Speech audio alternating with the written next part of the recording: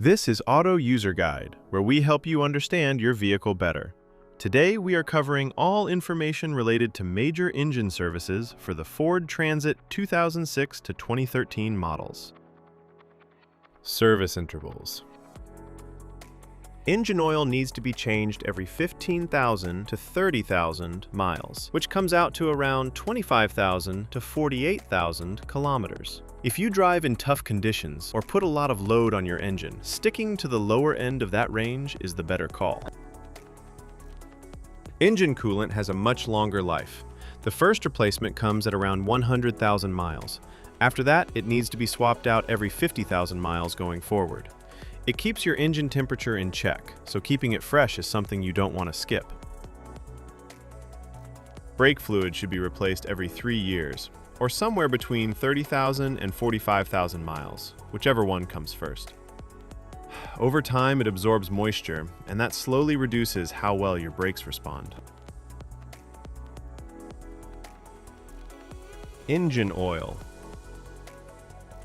Engine oil capacity. Alright, so when it comes to engine oil capacity, the amount your car needs depends on the size of its engine. Not every engine drinks the same.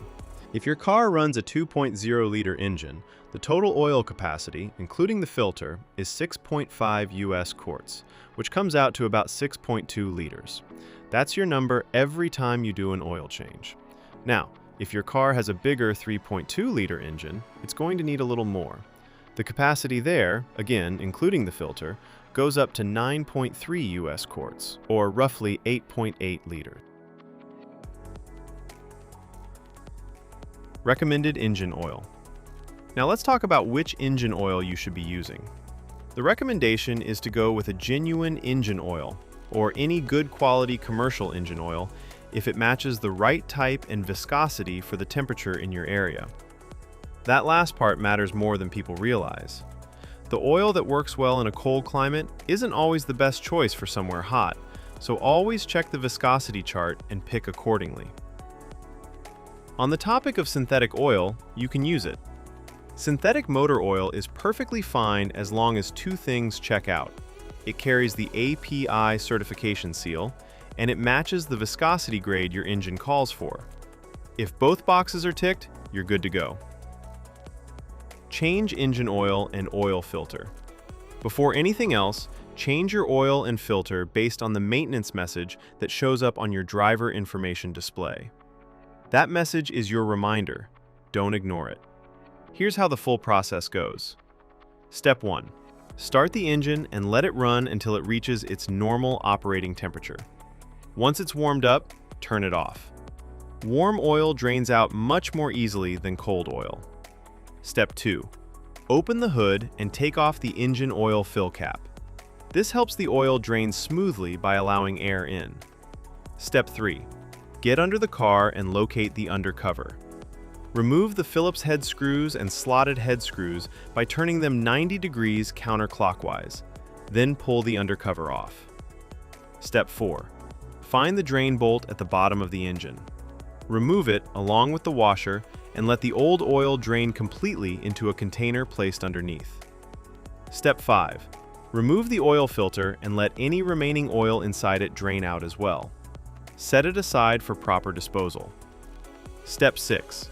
Before putting on a new filter, check that the old filter gasket didn't stick to the engine's contact surface. This is a small but important check. A leftover gasket can cause an oil leak. Step 7. Clean the contact surface on the engine block, wiping away any dirt or dust. Then install a fresh oil filter. Step 8. Put a new washer on the drain bolt and reinstall it back into the engine.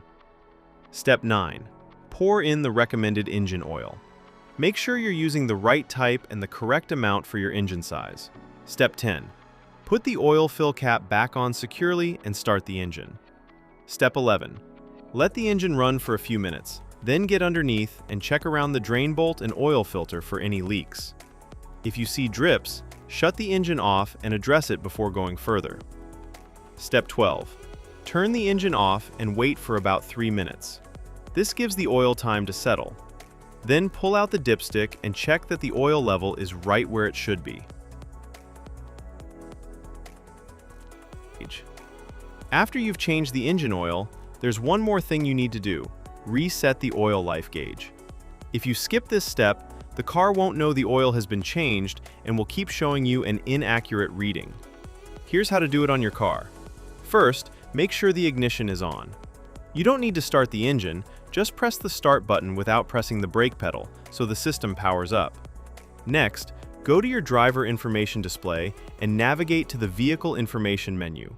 You'll find an option that shows your current oil life percentage. Once you're on that screen, press and hold the selection button, usually the one on your steering wheel, for about 10 seconds. The oil life indicator will start to blink, which means it's ready to be reset. While it's blinking, press and hold the button again. The display will reset back to 100%, confirming that the system now recognizes the fresh oil. Once you see 100% on the screen, you're done. The gauge has been successfully reset. After that, go ahead and start the engine normally. Let it run for a moment and confirm that no warning lights related to the oil are showing up on the dashboard. Now we're moving on to coolant and fluid specifications. Keeping your coolant at the right level is just as important as your engine oil. It keeps your engine from overheating and running into serious problems. Engine coolant, radiator.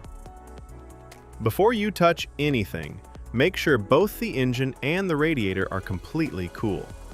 Never open the radiator cap on a hot engine. The pressure inside can cause boiling coolant to spray out and burn you. Once everything is cool, place your hand on the radiator cap and turn it just 1/8 of a turn counterclockwise. This releases any built-up pressure inside the cooling system. Give it a moment to settle. Now push the cap down and continue turning it counterclockwise to fully remove it. Look inside and check the coolant level. It should be right up to the base of the filler neck. If it's sitting lower than that, go ahead and top it up with the correct coolant. Once the level is good, place the radiator cap back on and tighten it fully. Make sure it's secure before you close the hood. Engine coolant, reserve tank. Again, before checking anything, make sure the engine and radiator have cooled down completely. Now locate the reserve tank. It's a small, translucent container usually sitting near the radiator. Look at the side of the tank and check where the coolant level sits. If it's below the minimum mark, add the specified coolant slowly until it reaches the maximum mark. Don't go above it. Once the level is good, take a moment to inspect the cooling system for any leaks. Look around the hoses, the radiator, and the reserve tank itself. If you notice any drips or wet spots, that's something that needs attention before you drive the car. Now, let's talk about replacement of brake fluid. Checking your brake fluid is straightforward. On the side of the brake fluid reserve tank, you'll notice two markings, a minimum and a maximum line. Your fluid level should always be sitting somewhere between those two marks. If the level is at or near the minimum mark, you need to top it up. Don't let it drop below that line. Low brake fluid can affect how your brakes respond, and that's not something you want to find out about while you're driving. At the same time, don't overfill it past the maximum mark either. Just keep it in between and you're in good shape.